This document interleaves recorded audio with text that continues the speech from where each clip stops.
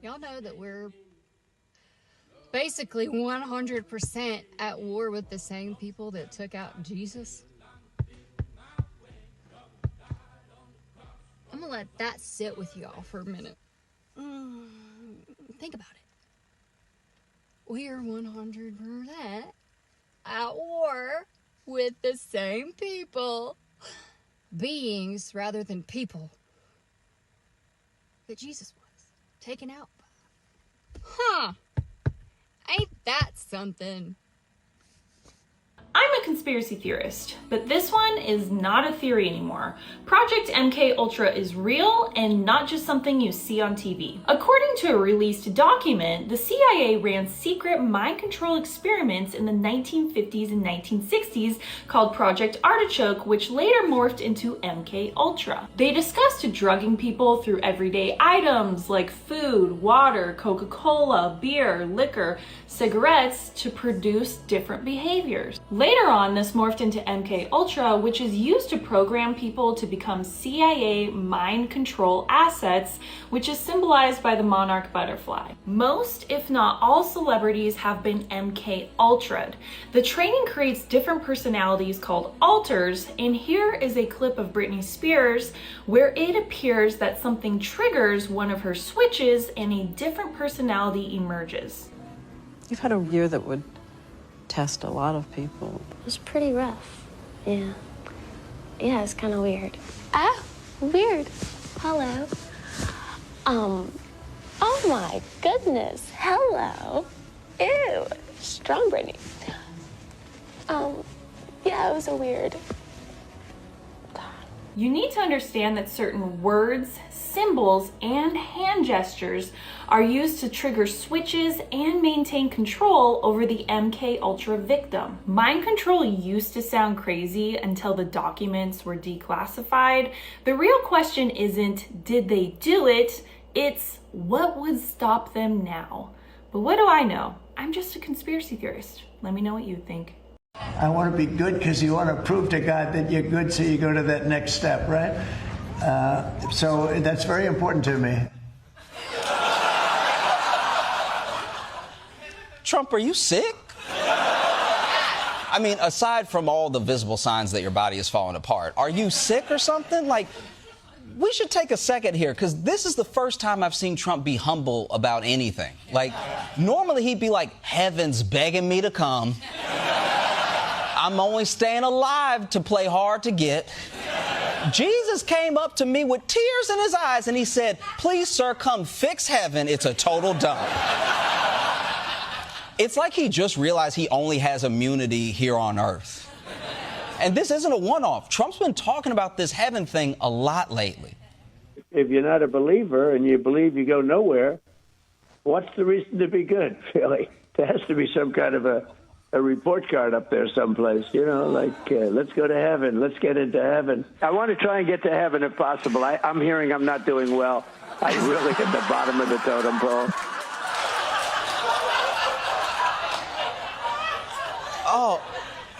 Oh man, this is such a bleak and completely accurate view of his chances in heaven.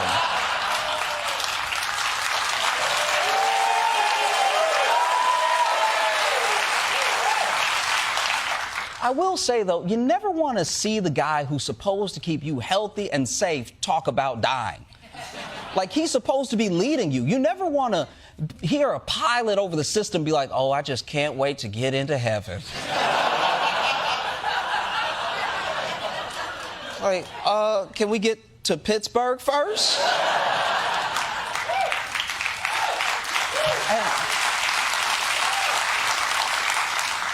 And look, I don't know, man. Heaven is tough to get into. Like, I don't want to throw cold water on your hopes and dreams, but you might want to think about trying to get into, like, a safety heaven. Like, whatever SUNY Albany of heaven is up there. You know what I mean? Like, apply there, you know?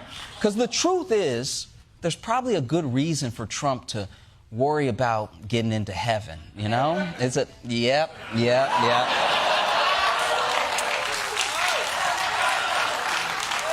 That too. I mean, that wasn't even the first thing I thought of. Crazy how many things there are. It is often said that there's nothing to suggest that the Earth is flat. So today, I'm going to be going over the top 3 arguments for flat Earth. Starting with microwave links. Microwave transmissions travel very different to radio waves. They travel in a narrow beam rather than a wide beam, typically requiring them to have direct line of sight. As you can see here with this prompt, microwave link transmissions typically are limited to 30 to 40 miles because of the curvature of the Earth. And just so we know, microwaves generally do not bounce off the atmosphere until they debunk the curvature of the Earth. Today we're going to be speaking about the world record microwave link transmission. It was 830 miles done from a fishing boat to a buoy. So this wasn't somebody trying to propagate a signal from on top of a mountain. The observer height is probably max 60 feet. That's probably giving a little bit. And then the receiver, the buoy, looks like about 4 to 5 feet tall. The transmission was received over 830 miles. So let me get this straight. Microwave link transmissions travel similar to like lasers, a very narrow beam, and typically require direct line of sight. And you think it's possible to transmit from a fishing boat to a buoy 830 miles? Give me a break. This is the best flat Earth evidence there is out there. Also, we can't forget that we also have other signals that are above the ionospheric propagation rate. So they would penetrate the ionosphere, and they're going 2,000 miles, 1,000 miles, 1,500 miles very easily. So, problem. That does not work on a globe unless the signal is just ping-ponging, which we'd need evidence of skip zones, obviously, and we don't have that. The second best argument that I don't see a lot of flat earthers using, which we need to use much more, would be gyroscopic equipment inside of planes, but specifically the SR-71.